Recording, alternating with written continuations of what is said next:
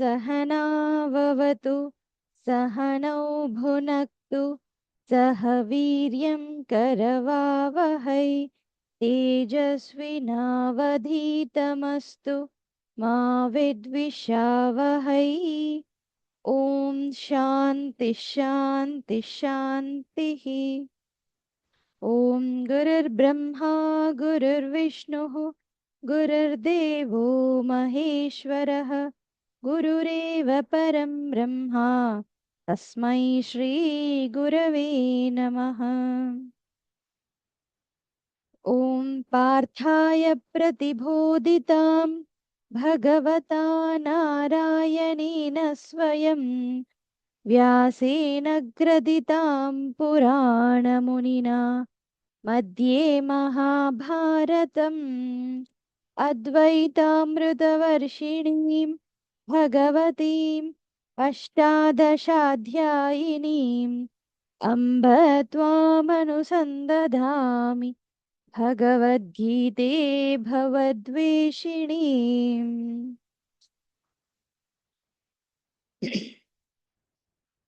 हरि ओम्। 10వ అధ్యాయం విభూతి యోగం 4th శ్లోక నుంచి చదువుదాం. బుద్ధిర్జ్ఞానమసమ్మోహః बुद्धिज्ञानमसम्मोहः క్షమా సత్యం దమః శమః क्षमा सत्यं दमः शमः సుఖం దుఃఖం భవో భావః सुखं दुःखं भवो भावः భయం చాభయమేవ చ भयं च भयमेव च అహింసా సమతా తుష్టిః अहिंसा समता तुष्टिः తపోదానం యశో యశః तपोदानं यशो यशः భవంతి భావా భూతానాం भवन्ति भावा भूतानां మత్త ఏవ పృథగ్విధాః. मत्त एव पृथग्विदाः ఇందులో కొన్ని పాయింట్స్ మొన్న చూసాము, రైట్. సో బుద్ధి, జ్ఞానం, అసమ్మోహ ఒక సెట్. సో వాటి గురించి చూసాం. ఏంటి, మనం ఏదైతే ఇన్ఫర్మేషన్ తెలుసుకుంటున్నామో అది మనకు నిజంగా అర్థం అవ్వడం అనేది జ్ఞానం. దానివల్ల డౌట్స్ అనేవి తొలగిపోయే విధానం. ఈ ప్రాసెస్లో కూడా ఉంది భగవంతుని విభూతియే. క్షమ, క్షమించే గుణం. సత్యం, సత్యంగా ఉండడం. దమః, ఇంద్రియ నిగ్రహం. శమః, మనోనిగ్రహం. సుఖం, దుఃఖం, ఇవన్నిట్లో కూడా భగవంతుని విభూతియే ఉంది అని చూపిస్తున్నాడు. సో ఏదైనా సరే, ఆ ప్రతికూలమైన పరిస్థితి అయినా అనుకూలమైన పరిస్థితి అయినా కూడా అందులో నా విభూతియే ఉంటుంది. అంటే మనం తలుచుకునే విధానాన్ని బట్టి ఆయన దర్శనమిస్తున్నాడు. భయం చ అభయం, భవః అభావః. ఏదైనా సరే భయం కలిగిన, ధైర్యం వచ్చినా కూడా అందులో ఆయన యొక్క విభూతిని చెప్పడం జరిగింది. ఇవన్నీ ఏంటి, మానసికంగా క్వాలిటీస్, విలువలు. సో ఆ లక్షణం ఎవరిలో అయితే ఉందో, ఆ లక్షణం ప్రకటితం అవుతుందో అది భగవంతుని యొక్క లక్షణం అని చెప్తున్నారు. దెన్ అహింస. అహింస అంటే కేవలం మనం బయట బాహ్యంగా అర్థం చేసుకునే టాపికే కాదు. సో ఏదైనా మన హితాన్ని కోరుకునేది ఏదైతే ఉందో దాని గురించి అహింస అంటున్నారు. సమత, సమత్వ భావం. Okay, so balanced nature. ఏది జరిగినా కూడా దాన్ని కరెక్ట్గా మనం సమంగా రిసీవ్ చేసుకునే ఒక సమానమైన దృష్టి ఏదైతే ఉందో అది కూడా భగవంతుడే. తుష్టిహి, తుష్టిహి సాటిస్ఫాక్షన్. సో మాకు యూనో బాగా జ్ఞానం సంపాదించండి అంటే వద్దండి, మేము వచ్చిన దాంతో చాలా తృప్తిగా ఉన్నాము, అది కాదు. సో ఎక్కడ తుష్టి ఉండాలో కూడా తెలుసుకోగలగాలి. సో గురు సేవ అవకాశం దొరికిందనుకో, దొరికిందే చాలు మహాభాగ్యం అని చెప్పేసి ఇంతే చేసుకుంటాము అని చెప్పేసి కాదు. ఇంకెంతైనా సరే అందులో మనం చేయడానికి రెడీగా ఉండొచ్చు, ముందుకెళ్ళొచ్చు. సో ఇలాంటి వాటిలో కాదు, ప్రపంచంలో జరుగుతున్న విషయాల మీద ఇంకా చాలు అనుకోవడం తుష్టి. దెన్ తపస్సు. ఓకే, తపస్సు, ధ్యానం, యశో యశ, ఈ మూడు ఇంకా మనం డిస్కస్ చేయలే. తపస్సు అంటే జనరల్గా తపస్సు అంటే ఏదో ఒకటి మనం సంకల్పించుకొని దాని గురించి ఆలోచించడం, ధ్యానించడం, ఏదైనా సరే ఒకటి అనుకున్నది సిద్ధించడానికి ఒక కంటిన్యూస్గా దాని మీద ఎఫర్ట్ పెట్టే స్థితి. సో తపహ అని అంటున్నాం కదా, తపహ తపహ తపహ, దాన్ని ఉల్టా చేయండి, తప పత కదా. సో తపస్సు లేకపోతే పతనమే. జీవితంలో ఏదైనా ఒకటి అనుకుంటే కన్సిస్టెంట్గా చేసే విధానమే తపస్సు. అలా మేము చేయలేమండి, చేయలేకపోతున్నామండి, చేద్దాం అనుకుంటున్నాం కానీ జరగట్లేదు అని అంటే స్లోగా అది రివర్స్ బండి ఎక్కుతుంది, పతనమే. సో గ్రోత్కి డౌన్ఫాల్కి ఇదే డిఫరెన్స్. మనం గ్రో అవుతున్నామా లేదా, ఇంటర్నల్ గ్రోత్ అయినా సరే ఎక్స్టర్నల్ గ్రోత్ అయినా సరే, ఒకటి అనుకుంటే దాన్ని నిజాయితీగా కన్సిస్టెంట్గా అంటే నిరంతరం పట్టుకొని ప్రయత్నించి దాంట్లో మనం డెవలప్ అయ్యేంత వరకు, అది మనం పొందేంత వరకు దాన్ని మననం చేస్తూ దాని గురించి ఆలోచిస్తూ దానికి సంబంధించిన పనులే చేస్తూ ఉండడం ఏదైతే ఉందో అది తపస్సు. అది చేయలేకపోతున్నాము ఆర్ అది ఆగిపోయింది అని అంటే అక్కడే మన పతనం. సో తపస్సు ఏదైతే ఉందో అంటే ఎవరైతే సక్సెస్ ఆర్ ఏదైనా అనుకున్నది సాధిస్తున్నారో వాళ్ళని చూసినప్పుడు ఆ అందులో ఉన్న శక్తి, ఆ విభూతి భగవంతుడిదే. దెన్ దానం. ఓకే, సో ఇక్కడ దానం ఇంకొకటి ఏంటి, మనం ఏదో లేని వాళ్ళకి ఇస్తున్నాము అనుకోవడం కాదు, మనం ఆ మనం ఇచ్చినా కూడా తీసుకునే వాళ్ళు అనే వాళ్ళు ఉండాలి. సో ఆ ప్రాసెస్లో మనం డెవలప్ అవుతూ ఉన్నాం. సో ఆ భావం ఏదైతే ఉందో దానం, ఇతరులకి పంచాలి అనే భావం, అందులో కూడా భగవంతుడి శక్తే ఉంది. దెన్ యశో యశ, యశ అయశ అంటే కీర్తి, గొప్పతనం, ఆర్ అవమానం, ఏదైనా సరే ఫేమ్ రాకపోవడం, ఫేమ్ అతిగా రావడం, ఇవన్నిట్లో కూడా జీవుళ్ళు సమానంగా పొందే స్థితి ఏదైతే ఉందో అందులో నా విభూతియే ఉంది. మత్త ఏవ పృథగ్విధాః. సో ఇవన్నిట్లో కూడా అన్ని రకాల డిఫరెంట్ డిఫరెంట్ క్యారెక్టరిస్టిక్స్లో షైన్ అయ్యే క్వాలిటీ ఏదైతే ఉందో అది నాది.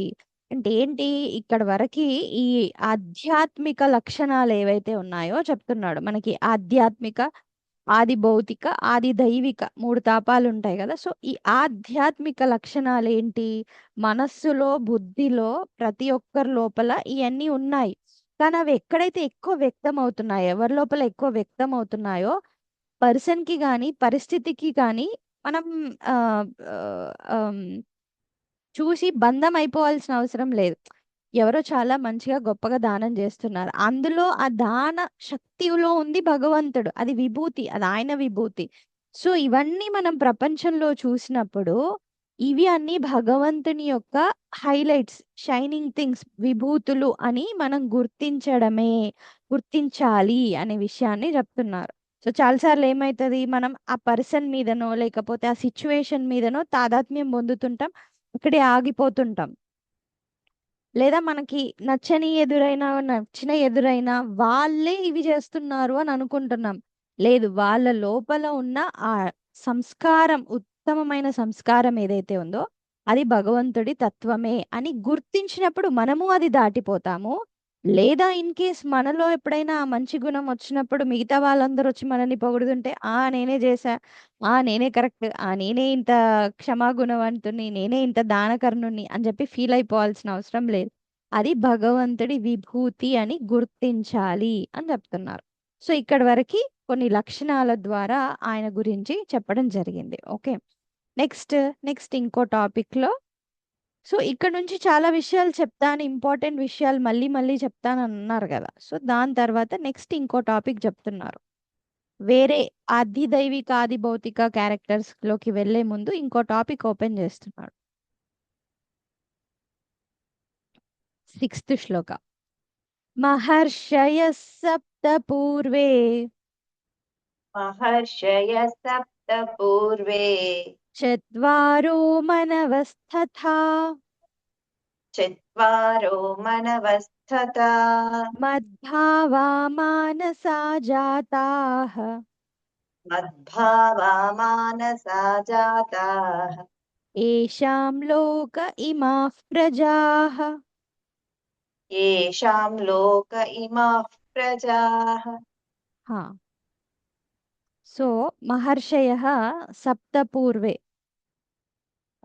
మహర్షయః సప్తః. సో టాపిక్ ఏంటి అని అంటే అసలు ఈ క్రియేషన్ ఎట్లా జరుగుతుంది అనే ఒక టాపిక్ వెళ్తూ ఉన్నాం మనం ఇప్పుడు. ఓకే, అసలు నేనెవరు, నా విభూతులు ఏంటి, అసలు ఈ విభూతి యోగం ఏంటి అనేది కదా. సో ఇప్పుడు నా విభూతులు అంటే ఏంటో తెలియాలి అని అంటే అసలు ఈ క్రియేషన్ ఏంటి దాని గురించి తెలియాలి, సృష్టి ఏంటి. సో మహర్షయ సప్త పూర్వే, ముందు శ్లోకంలో ఏం చెప్పారు, నేను అనాది ముందు నుంచి ఉన్నాను, నా గురించి మహర్షులు ఋషులు వీళ్ళకే తెలీదు అని అంటున్నాడు. అయితే ఎందుకు తెలీదు అని అంటే కండిషన్ ఏంటి, నా తర్వాత ఏదైనా జరిగితే వాళ్ళకి ఎలా తెలుస్తుంది, వాళ్ళు నా తర్వాత కదా పుట్టిన వాళ్ళు, నాకంటే ముందు నుంచి ఏదైనా ఉంటే తెలుస్తుంది. సో దాన్ని ఇంకొంచెం ఎక్స్ప్లెనేషన్ ఏంటి, ఈ సప్త మహర్షులు ఎవరైతే ఉన్నారో వాళ్ళు పుట్టడం జరిగింది. ఓకే, సో నేను ఫస్ట్ ఈ మహర్షులని క్రియేట్ చేశాను, తర్వాత చత్వారహ మనవహ. సో మనువు ఎవరైతే ఉన్నారో ఆ మనువులు కూడా నా వల్లనే సృష్టించబడ్డారు. మద్భావ మానస జాతాహ. అంతేకాదు ఇదంతా కూడా ఈ మద్భావ, నా వల్ల, నా మనస్సు వల్ల, జాతాహ, నా మనస్సు నుండే పుట్టినవారు వీళ్ళంతా. ఏషాం లోక ఇమా ప్రజాహ, వాళ్ళందరి నుండి మిగతా ప్రజలంతా వచ్చారు. ఓకే, జనరల్ గా లిటరల్ మీనింగ్ ఇది. శ్లోక అర్థం ఏంటి, మనమందరం ఎట్లా వచ్చాము, ఇది కదా క్రియేషన్, మనమందరం ఉన్నాం, ప్రజలందరూ ఉన్నారు, క్రియేషన్ జరిగి సృష్టి జరిగింది ఎట్లా. సో వీళ్ళకంటే ముందు ఆ మనువుల కంటే ముందు ఆ సప్త మహర్షులు అనే విషయాన్ని చెప్తున్నారు. సో భగవంతుడు డైరెక్ట్ గా ఇదంతా క్రియేట్ చేయలేదు, స్టెప్ బై స్టెప్ ఒక్కొక్కటి. జనరల్ గా మనకేం తెలుసు, పురాణాలలో ఏం చెప్పున్నారు, బ్రహ్మదేవుడు క్రియేట్ చేశాడు కదా, బ్రహ్మదేవుడే క్రియేటర్. సో బ్రహ్మ ఎక్కడి నుంచి క్రియేట్ చేయబడ్డాడు, విష్ణుదేవుడి యొక్క నాభి నుంచి ఒక కమలం వచ్చింది, ఆ కమలం నుంచి బ్రహ్మదేవుడు ఉద్భవించాడు. విష్ణుదేవుడు ఆ పాల సముద్రంలో పడుకొని ఉన్నాడు, ఆయన నుంచి ఇదంతా వచ్చారు. సో ఇదంతా పాల సముద్రం అంటే ఏంటి, విష్ణువు అంటే ఏంటి, ఇదంతా కూడా పురాణాల ద్వారా మనం వింటే అదొక కైండ్ ఆఫ్ అర్థం వస్తుంది. సో ఇక్కడ కూడా ఫస్ట్ క్రియేషను భగవంతుని యొక్క మనస్సులో నుంచి పుట్టిన ఆలోచననే. సో సమిష్టి సూక్ష్మ శరీరాభిమాని బ్రహ్మదేవుడు, వ్యష్టి సమిష్టి. వ్యష్టిలో అందరికీ మనస్సు ఉంది, వ్యష్టి మనం అందరం ఇండివిజువల్స్, అందరి లోపల ఒక మనస్సు, బుద్ధి, చిత్తం, అహంకారం ఇవన్నీ ఉన్నాయి కదా. అంతఃకరణ, స్థూల శరీరం, సూక్ష్మ శరీరం, కారణ శరీరం. టాపిక్ గుర్తు చేసుకోండి, బిఎంఐ చార్ట్. శరీరం, మనస్సు, బుద్ధి, స్థూల, సూక్ష్మ, కారణ శరీరాలు, ఇవన్నీ ఇండివిజువల్స్. సో సమిష్టి సూక్ష్మ శరీరం అభిమాని ఎవరైతే ఉన్నారో అదనే బ్రహ్మదేవుడు. సో ఆ బ్రహ్మదేవుడు వల్ల క్రియేషన్ అంతా జరిగింది. సో ఇక్కడ ఏంటి, సృష్టి క్రమం ఒక్కోసారి ఒకలాగా ఒక్కోసారి ఒకలాగా కాదు, ఈ ప్రాసెస్ లో ఏం చెప్తున్నారు అంటే సప్త మహర్షులను సృష్టించిన తర్వాత వాళ్ళ ద్వారా నెక్స్ట్ మనువుల ద్వారా ఈ ప్రపంచం అంతా వచ్చింది. ఫస్ట్ బ్రహ్మదేవుడు నారదుణ్ణి సృష్టించాడు. నారదుడు అంటే ఎక్స్పెక్టింగ్ దట్ వీళ్ళంతా వెళ్ళి మళ్ళీ ప్రజల్ని సృష్టిస్తారు, అట్లా క్రియేషన్ కంటిన్యూ అవుతుంది అని. సో నారద అంటే నారం దదాతి ఇది నారద, ఎవరైతే జ్ఞానాన్ని ఇస్తారో ఆయన నారదుడు. సో ఆల్రెడీ నారదుడికి ఆ జ్ఞానం ఉంది కాబట్టి నేను ఈ ప్రపంచం ఏం క్రియేట్ చేయను బాబు, ఈ మాయలో నేను పడను అని చెప్పేసి ఆయన పక్కకు దప్పేసుకున్నాడు. దెన్ తర్వాత సనత్ కుమారుల్ని సృష్టించడం జరిగింది. బ్రహ్మ మానస పుత్రులు ఎంతమంది, 4. సో ఈ సనత్ కుమారులు ఏం చేశారు, వాళ్ళందరికీ దారిలో వెళ్తుంటే నారదుడు ప్రత్యక్షమయ్యాడు. సనత్ కుమారులందరికీ కూడా జ్ఞానం బోధించాడు. నారం దదాతి ఇది నారద. సో వాళ్ళందరికీ కూడా నాలెడ్జ్ చెప్పిన తర్వాత అంత విషయం తెలుసుకున్నాక ఎవరైనా మాయలో పడతారా? మళ్ళీ ప్రపంచం క్రియేట్ చేద్దామని అనుకుంటారా? వాళ్ళందరూ మళ్ళీ బ్రహ్మదేవుడికి నమస్కారం చేసుకొని మేము ఈ సృష్టి కార్యంలో ఉండం, పక్కకి వెళ్ళిపోతున్నాం అని చెప్పి వాళ్ళు నివృత్తి మార్గం, సన్యాస మార్గం తీసుకొని వాళ్ళు పక్కకి వెళ్ళిపోయారు. సో వాళ్ళందరూ కూడా తపస్సు చేసుకుంటున్నారు. తర్వాత ఈ సప్త మహర్షులందరూ వచ్చారు. సో ఒక్కొక్క ప్లేస్ లో సప్త మహర్షుల పేర్లు డిఫరెంట్ గా ఉంటాయి. సో ఒక దగ్గర ఏం చెప్తున్నారు సప్త మహర్షుల పేర్లు అంటే భృగు, అంగిరసుడు, అత్రి, పులస్త్యుడు, పులహుడు, క్రతువు, వశిష్ఠుడు. సో ఈ సప్త మహర్షులని సృష్టించడం జరిగింది. ఈ సప్త మహర్షులు మళ్ళీ వాళ్ళు తిరిగి సృష్టి కార్యంలో పాల్గొన్నప్పుడు తర్వాత మనువులు వచ్చారు. ఓకే, సో మనువులు ఒక్కొక్క మన్వంతరంలో ఒక మనువు దానికి అధిష్టానం ఆర్ రూలర్.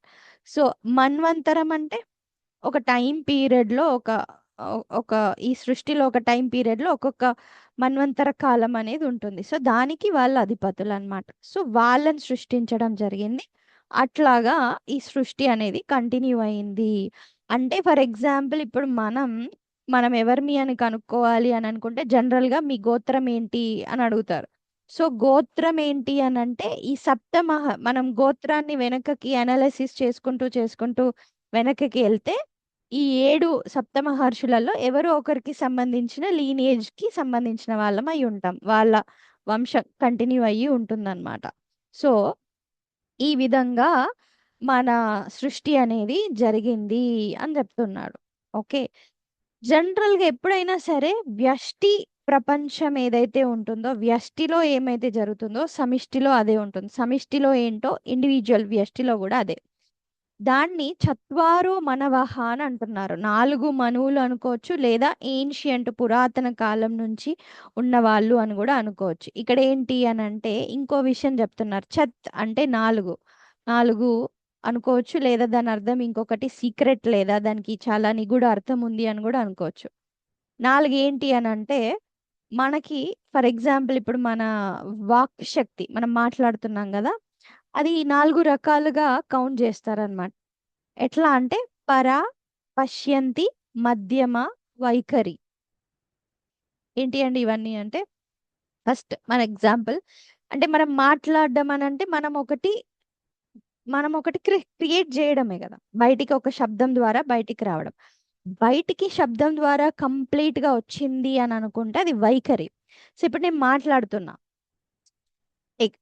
బయటికి వచ్చేస్తుంది ఆ శబ్దం, మీకు వినబడుతుంది, నా నోటి ద్వారా బయటికి వచ్చేసింది. ఇది final stage, creation of final stage. Okay, sound లాగా బయటకు వచ్చింది. రాకముందు నా పెదవుల దగ్గర నా నోట్లో ఉంది ఆ సిచ్యువేషన్ దాన్ని మధ్యమ అంటారు. సపోజ్ మనం ఏదైనా మాట్లాడుతుంటే అది ఆడ్గా అయిపోతుంది అని అంటే ఆపే ఆపే అక్కడే ఆపే అని అంటారు కదా. సో ఇక్కడే ఆపేయడం ఏదైతే ఉందో అది మధ్యమ. సో బయటికి వచ్చేసినప్పుడు వైఖరి. నెక్స్ట్ దానికంటే ముందు స్థాయిలో మధ్యమ.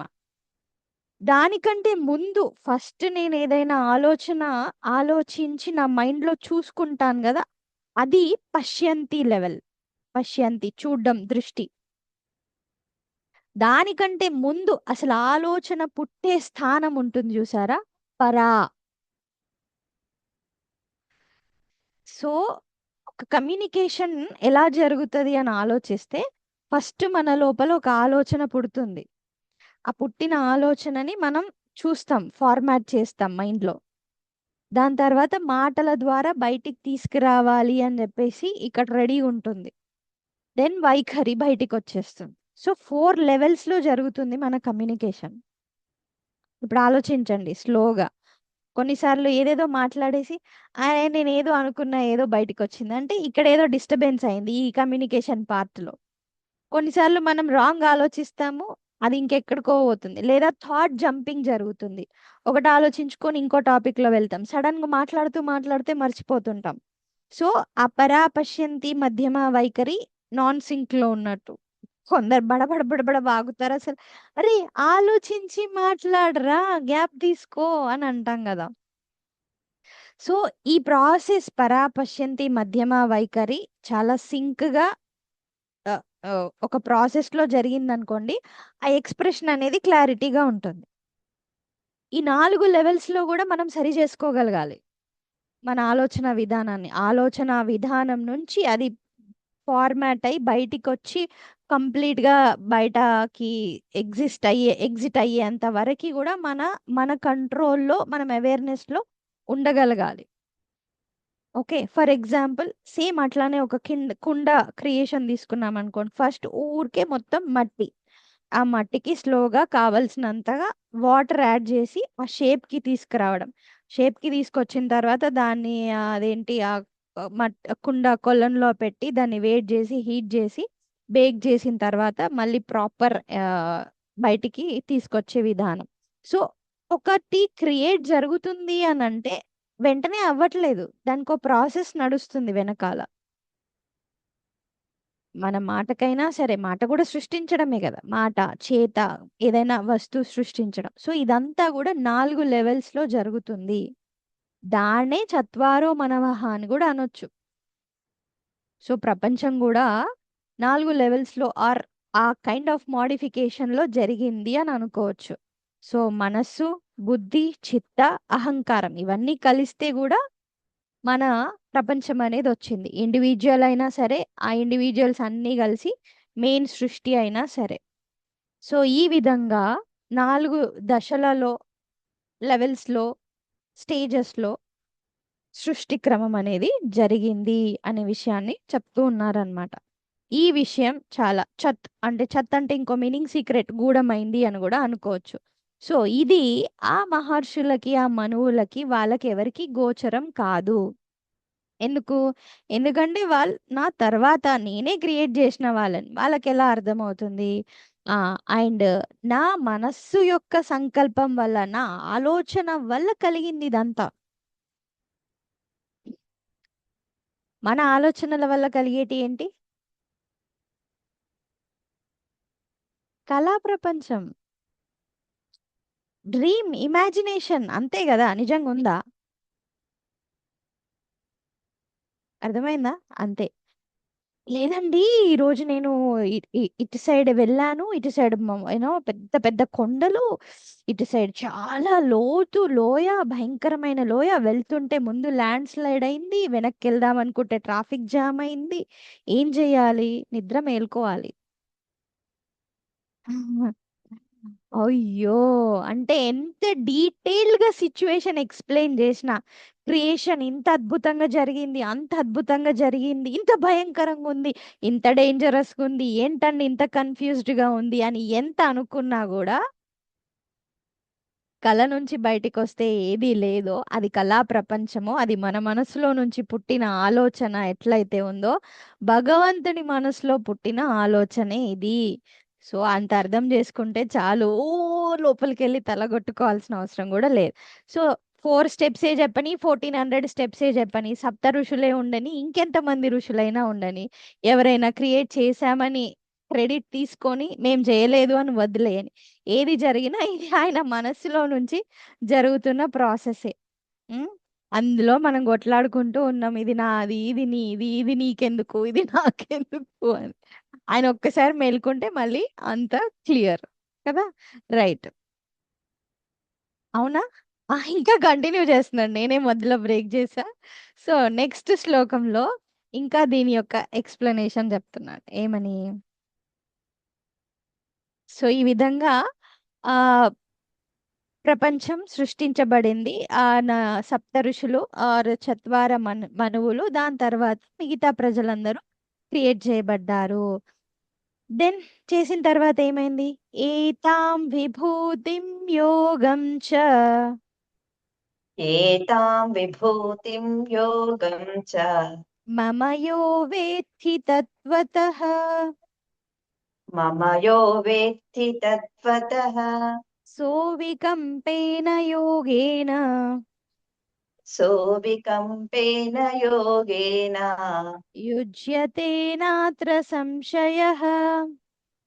युज्यते नात्र संशयः। ఎంత బాగా చెప్తున్నాడు అంటే, మనం మనం ఎప్పుడు కానీ సైడ్ ట్రాక్ వెళ్ళకుండా చూసుకుంటూ ఉండే వాళ్ళే మనకు చాలా బెస్ట్ పర్సన్స్. చెప్తున్నాడు ఏమని అంటే, ఈ ఏతాం, ఈ విషయాలన్నీ కూడా విభూతిం యోగం చ, ఈ నా విభూతిని, ఈ యోగాన్ని ఎవరైతే మమ యహ వేత్తి, ఇదంతా నాది అని ఎవరైతే వేత్తి తెలుసుకుంటారో, తత్వత, వాళ్ళు చాలా క్లెవర్ అబ్బా.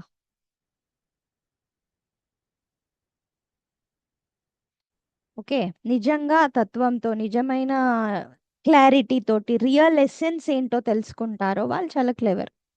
తత్వత, తత్వం అంటే ఎసెన్స్ తోటి తెలుసుకుంటారు. వాళ్ళకి ఏంటి లాభం అయితే, ఆ సహా వాళ్ళు అవికంపేన యోగేన, అవికంపేన, కంపేన కదలడం ఆర్ షేకింగ్, డిస్టర్బ్డ్, అవికంపేన నిశ్చలంగా చంచలత్వం లేకుండా ఉండే యోగంలో నిలిచిపోతారు. యుజ్యతే నా అత్ర సంశయ, అందులో నా సంశయ, అసలు సందేహమే లేదు. ఒక పాయింట్ చెప్పగానే వెంటనే ఇదిరా నీ బెనిఫిట్ తీసేసుకో అని చెప్తున్నాడు. ఏంటి, ఇంతకు ముందు చెప్పిన ప్రాసెస్ అంతా నువ్వు అర్థం చేసుకున్నప్పుడు, దాని ఎసెన్స్ ఏంటో అర్థం చేసుకున్నప్పుడు, ఈ స్టెప్ ఆ స్టెప్, మ్యాథ్స్ లో ఫార్ములాస్, సైన్స్ లో ఈ ప్రాసెస్, సోషల్లో ఇంత హిస్టరీ, అంతా ఓకే, అంతా బానే ఉంది, కానీ ఇంతకీ ఏం చెప్పబోతున్నాడు, ఎసెన్స్ ఏంటి అని, ఆ విభూతిని, ఆ గ్లోరీస్ ని, ఆ డివైన్ పర్సానిఫికేషన్ ఎట్లా అవుతుంది ఒక్కొక్క సిచ్యువేషన్ లో అనే విషయాన్ని తెలుసుకున్నప్పుడు, అంటే ఆ విభూతిని, ఆ యోగంని, యోగం ఏంటి ఇక్కడ, సబ్స్ట్రాటం అంతా కూడా భగవంతుడే, ఆధారమైన భూతం అంతా భగవంతుడే. యోగం ఆ ఆధారంలో నుంచి ఏదైనా ఉత్తమమైంది బయటికి వచ్చింది అని అంటే, అందులో ఉన్న ఒక క్వాలిటీ కూడా భగవంతుడే, అది కూడా నా విభూతియే. సో నా విభూతి, నా యోగం ఎవరైతే ఎసెన్స్ లో తెలుసుకున్నారో, సారంతో తెలుసుకున్నారో, వాళ్ళకి అవికంపేన యోగేన, వాళ్ళు ఇంకా చలించని తత్వంలో నిలిచి ఉంటారు, ఇందులో డౌటే లేదు అంటారు. చలించని తత్వం అంటే, ప్రపంచంలో చాలా వరకు మనం ఇప్పటి వరకు ఎన్నో అనుభవాలు పొందుంటాం. ఏదో ఒక అనుభవం ఏదో ఒక టైంకి మనల్ని కుదిపివేస్తుంది. చాలా చాలా గొప్ప గొప్ప అవార్డ్స్, రివార్డ్స్ సాధించిన వాళ్ళు కూడా వాటి వల్లనే డిస్టర్బ్ అయిన వాళ్ళు కూడా ఉన్నారు. ఏది రాకుండా ప్రయత్నం చేసే వాళ్ళు కూడా డిస్టర్బ్ అవుతున్న వాళ్ళు ఉన్నారు. అంటే ప్రపంచంలో నువ్వు ఏ టాపిక్ తీసుకున్నా అది నిన్నెక్కడో ఒక దగ్గర డిస్టర్బ్ చేస్తుంది, కుదిపేస్తుంది, షేక్ చేస్తుంది, భయం కూరుస్తుంది, లేదా మన రిలేషన్షిప్స్ లో భయం, పరిస్థితులలో భయం, జాబ్ ఉంటుందో పోతుందో భయం, పిల్లలు ఏమైపోతారో భయం, ఏదో ఒకటి మనని, మన నమ్మకాన్ని షేక్ చేస్తూనే ఉంటుంది ఈ ప్రపంచంలో. అవునా? సో అవన్నీ దాటిన పరిస్థితి ఏదైతే ఉందో దాన్ని అందుకుంటాము అవికంపేన యోగేన. ఇంకా మనకి ఈ ఈ మధ్య ఈ anxiety levels, panic attacks, social awareness లేకపోవడం వల్ల ఏవో డిసీజెస్, కొత్త కొత్త రోగాలు ఏమో ఏమో వస్తూ ఉన్నాయి. దానికోసం కొత్త కొత్త మందులు, దానికోసం కొత్త కొత్త యోగా టిప్స్, ఎక్సర్సైజెస్ ఏవేవో వస్తున్నాయి. ఎందుకంటే స్మూత్ గా మనం దేన్ని హ్యాండిల్ చేయలేకపోతున్నాం. ప్రతిదానికి ఒక రకమైన ఆ భావోద్వేగాలకి గురి అవుతున్నాం. సక్సెస్ వచ్చినా కూడా హై సక్సెస్ ని కూడా యాక్సెప్ట్ చేయలేకపోవడం, షేక్ అయిపోవడం, ప్రతిదానికి ఒక డిస్టర్బెన్స్ అనేది క్రియేట్ చేసుకుంటున్నాం.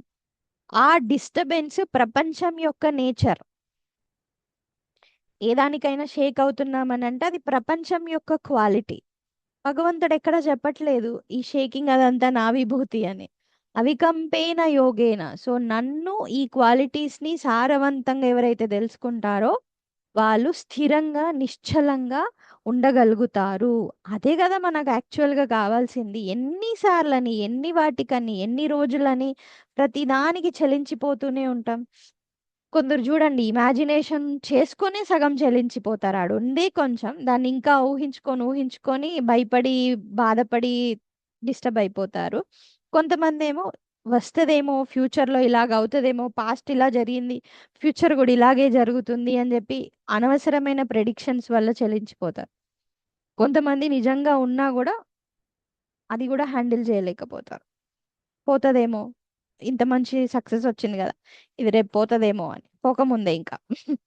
సో ఈ లక్షణాలు, ఈ క్యారెక్టర్స్ అన్ని కూడా ప్రపంచానికి చెందినవి. ఇవన్నీ మనల్ని షేక్ చేస్తున్నాయి.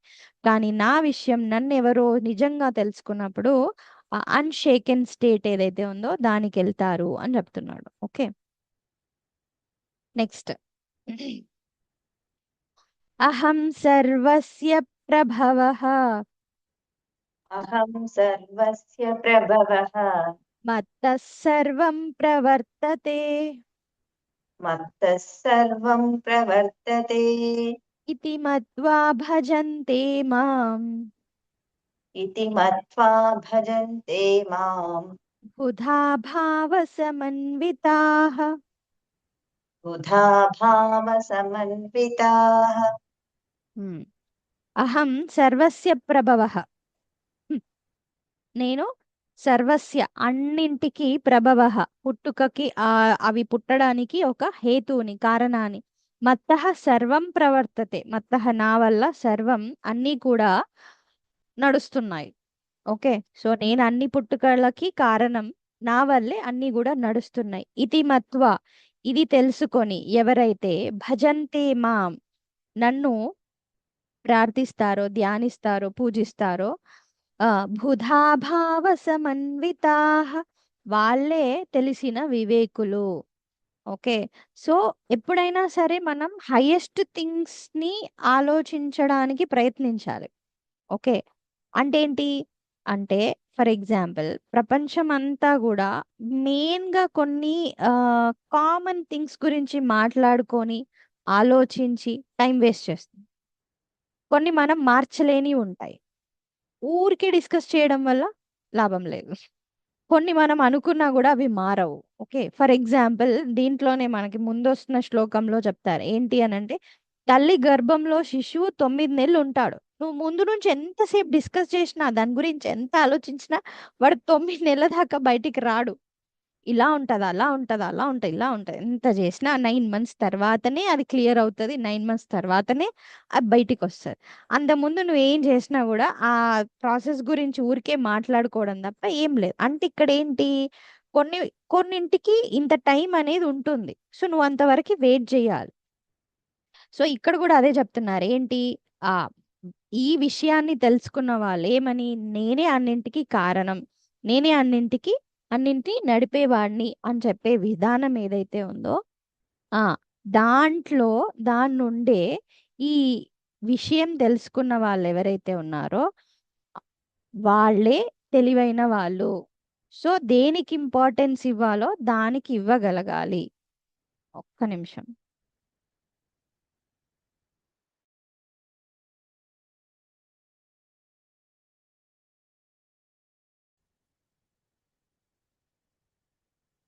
ఈ విషయం ఎవరైతే తెలుసుకున్నారో వాళ్ళు వివేకులు అని చెప్తున్నారు. ఏంటి ఇక్కడ, ఏదైనా సరే మనం ఇంపార్టెంట్ ఏంటి అనేది ఫస్ట్ తెలుసుకోవడం. దాని గురించి నేను ఎంతవరకు తెలుసుకోగలుగుతాను, ఆలోచన తత్వాన్ని మార్చుకునే విధానం ఏదైతే ఉందో అది మన చేతిలో ఉంది.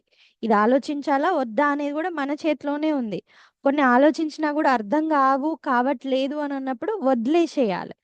సో ఇక్కడ అదే ప్రాసెస్ చెప్తున్నారు. ఈ హేతువుని నువ్వు తెలుసుకో, ఈ ప్రపంచానికి అన్నింటికీ కారణం నేనే అన్న విషయం నువ్వు తెలుసుకో, నా వల్లనే ఇది నడుస్తుంది అని తెలుసుకో. ఈ రెండు విషయాల్ని మనం వినడమే కాదు, లైఫ్ లో ఇంప్లై చేసినాం అనుకోండి. ఇప్పుడు కొన్ని సమస్యలకి గాని కొన్ని పరిస్థితులకు గాని మనము కారణం కాదు, సిచ్యువేషన్స్ కాదు, ఇది సమిష్టి వాసన స్థితి వల్ల జరుగుతూ ఉంది. క్రియేషన్ జరిగింది, ఇండివిజువల్ వాసన వల్ల ఇలా జరుగుతుంది. అప్పుడు దానికి నేను ఎంతవరకు రీజన్, దాన్ని ఆలోచిస్తే ఏమైనా లాభం ఉందా, మార్చడంలో ఏమైనా మార్చుదాం అనుకుంటే ఏమైనా జరుగుతుందా, మారదు.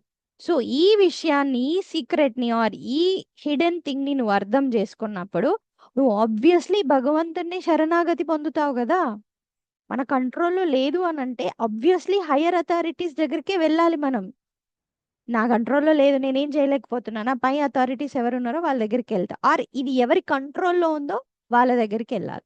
సో నిజాన్ని తెలుసుకున్నప్పుడు ఈ లిమిటెడ్ ప్రపంచంలో మనం ఇరుక్కుపోము. ఇంకా ఆ హైయెస్ట్ ఇన్ఫినిటీనే ప్రార్థిస్తాము, ఆయనకే శరణు పొందుతాము. ఆబ్వియస్లీ ఆయన మీదనే మనకి కావలసినంత రెస్పెక్ట్, ప్రేమ వస్తుంది, రావాలి. అలా ఎవరైతే తెలుసుకుంటారో వివేకవంతులు నన్నే సేవిస్తారు అని అంటున్నాడు.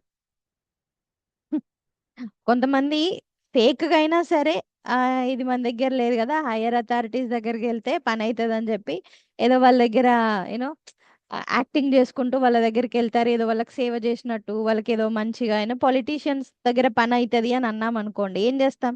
సడన్ గా మనం మంచి వాళ్ళ దగ్గర అయిపోయి అన్న అన్న నీ వల్ల ఇది అవుతుంది అన్న, పని అవుతుంది అన్న, అన్న నువ్వు సూపర్ అన్న, తోపన్న అని చెప్పేసి భజన చేస్తుంటాం. ఆ భజన బ్యాచ్ గురించి చెప్పట్లేదు ఇక్కడ. సో నా కోసం నా దగ్గరే అన్ని పనులు అవుతాయి కాబట్టి నన్నే నా దగ్గరికి రండి అని. నో నో నో, ఎసెన్స్ తెలుసుకున్నవాడు, నిజం తెలుసుకున్నవాడు వస్తాడు కదా, అప్పుడు ఈ విషయం వాడికి అర్థమవుతుంది. వాడు ఆబ్వియస్లీ ఫైనల్ గా నన్నే సేవిస్తాడు. అంటే ఈ ప్రపంచంలో మనం ఇంకా ఎక్కడో స్టక్ అయిపోయి ఉన్నాము అని అంటే మనకు నిజం తెలియలేదు, మనకి ఇంకా సీక్రెట్ అర్థం కాలేదు. ఆ సీక్రెట్ లాక్ మన మైండ్ లో అన్లాక్ చేసామనుకోండి, ఇప్పుడు మనం ఆబ్వియస్లీ హైయెస్ట్ థింగ్స్ గురించి ఆలోచిస్తాము. హైయెస్ట్ థింగ్స్ గురించి ఆలోచించినప్పుడు లోయెస్ట్ థింగ్స్, చీప్ థింగ్స్, ఈ ప్రపంచంలో మనని ఇబ్బంది పెట్టేటివి, మనం వాటి నుండి ఆబ్వియస్లీ బయటపడతాము అనేది పాయింట్. ఓకే. సో మరి అట్లా తెలుసుకున్నవాడు ఆ మనస్సుని సంతోషంగా ఉంచుకోవడానికి ఏం చేస్తాడు, ఏం చెయ్యాలి అనేది వన్ మోర్ ఇంపార్టెంట్ శ్లోకం రేపు చూద్దాం. Okay, right. హరి ఓం. ఓం శాంతి శాంతి శాంతి. హరి ఓం. శ్రీ గురుభ్యో నమః. హరి ఓం.